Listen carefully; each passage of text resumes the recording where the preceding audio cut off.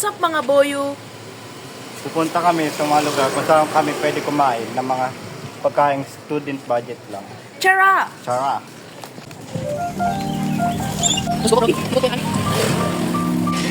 Narito na po tayo sa harapan ng paes. Okay.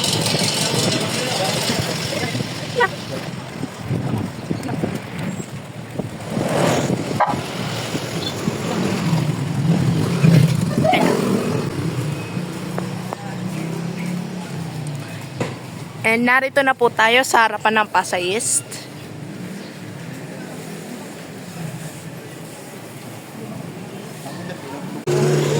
Dito rin po tayo sa isa pang kainan. Pero hindi po to target natin for today. Pero, ano lang po, advice ko lang po siya. Narito po tayo sa tapat ng Super 8. Meron din po dito isang kainan, pero mga panghapon lang po siya and wala pa po siyang masyadong tao. Nandito po kami sa kusina at bibili po kami ng honey fried chicken para sa 199 pesos. Kasi unlimited na chicken plus libre soft drink.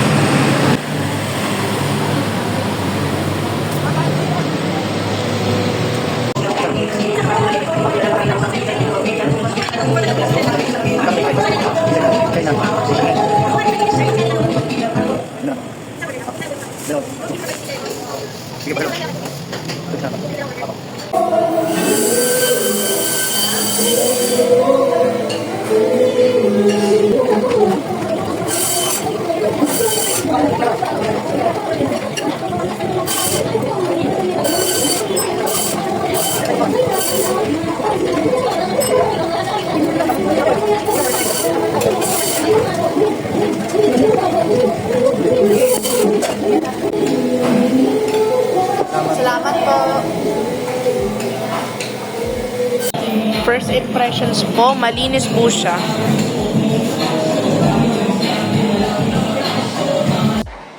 So, sa kusina po nila may ginagawa po kasi kaya po maingay. Pero let's taste po natin to. Let's taste na po. Start po tayo sa soup nila.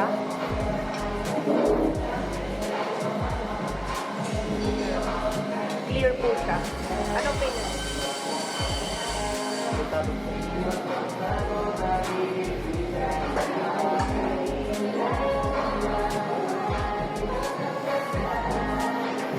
Matamis po siya. Tamis.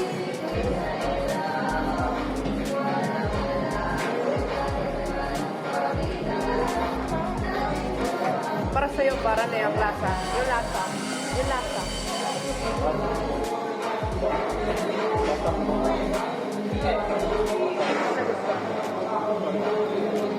So, di po na gusto ni Takan yung sabaw.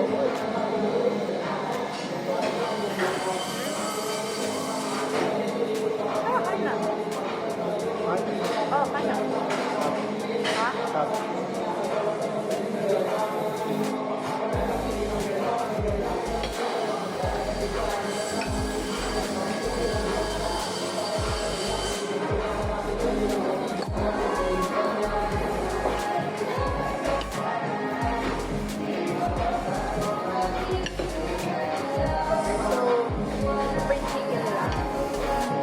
Malaki-laki po.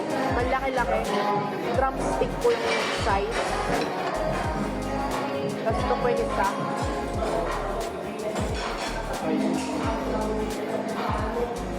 Yung sauce po.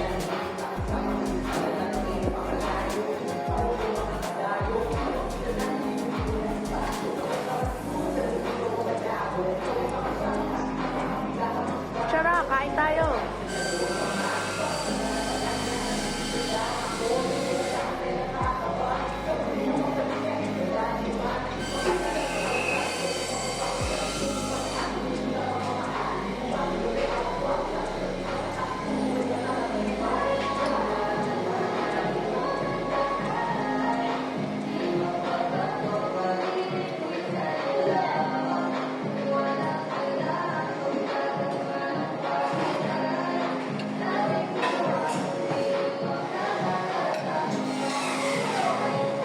of 10? So, dun po sa kinainan namin na kusina, I would say na overall, 9 out of 10. Yung service po nila, maganda. Maganda po yung service nila, pero na-down lang po ako dun sa gravy nila. Libre po yung gravy, pero hindi po siya ganun kasarap. Hindi po siya ganun kasarap. Yung chicken is salty po, masyado po siyang maalat, which is okay sa palagay ko. Pero kahit pakan po kasi hindi niya po masyado na-enjoy.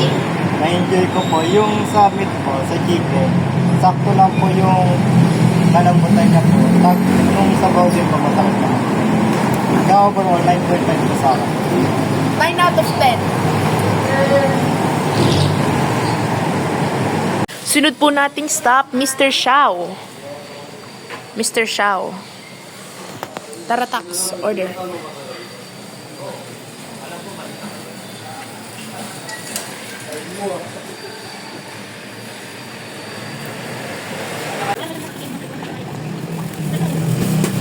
Alright guys, nandito na po yung ating take out.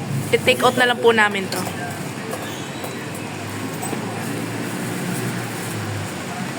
Ayan.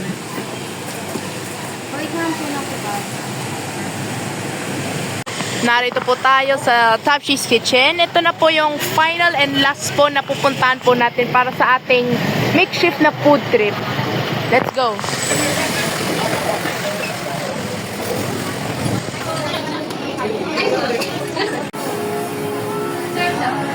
Yan lang?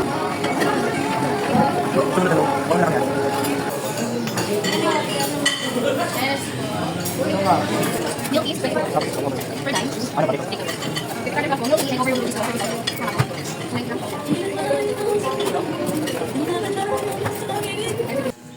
Ito na po yung mga binili po naming pang take out. Ito po yung bonete, sikat na sikat sa Malibay. Halo-halo. Tashi's Kitchen.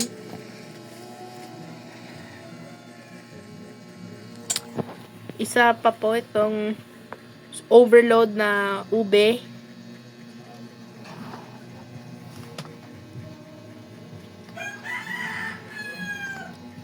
Then, ito po.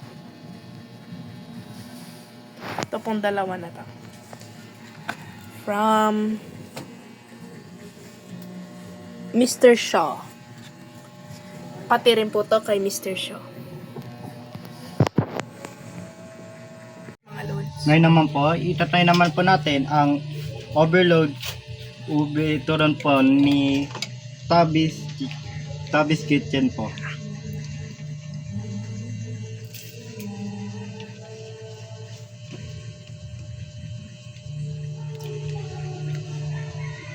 Sweet naman po siya. Tapos yung ube po, lasang-lasa po. Yung tuno naman din po, hindi naman din po ganun ka-crunchy po. Pero overall po, i-rate ko po siya 9.4 po. Sunod naman po ay ang sikat po sa Tabis, ang kanilang milky halo-halo. Ayan po. Aloha mga lods.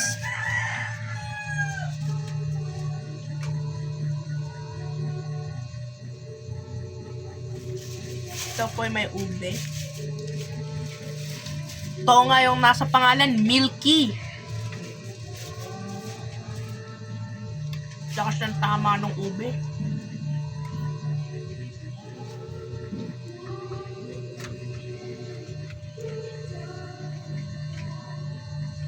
Approve mga lods, 9.5. Lakas ng tama ng ube. Ito na naman po, ang iti-taste naman po natin ay isang Papa Shaw po, galing po kay Mr. Shaw po.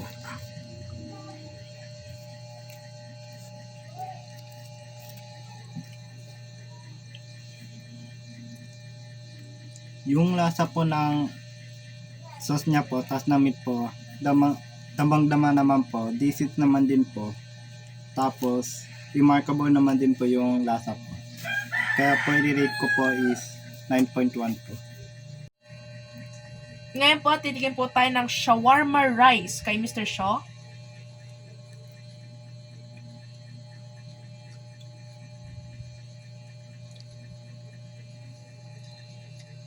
Okay.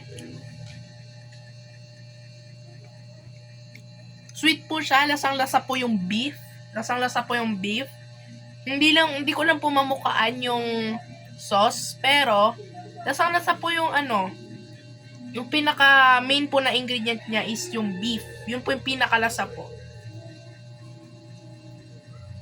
Titikman po namin po ang kay Mr. Shaw po.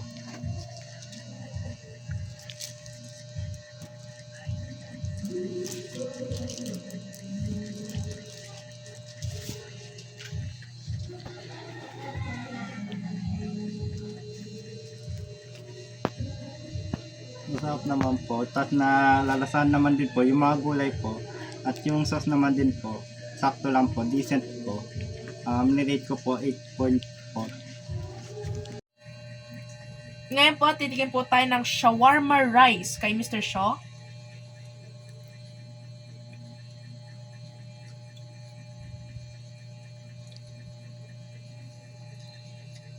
Okay. Sweet po siya, lasang-lasa po yung beef. Lasang-lasa po yung beef. Hindi ko lang po mamukaan yung sauce, pero lasang-lasa po yung yung pinaka main po na ingredient niya is yung beef. Yun po yung pinakalasa po. Titikman po namin po ang kay Mr. Shaw po.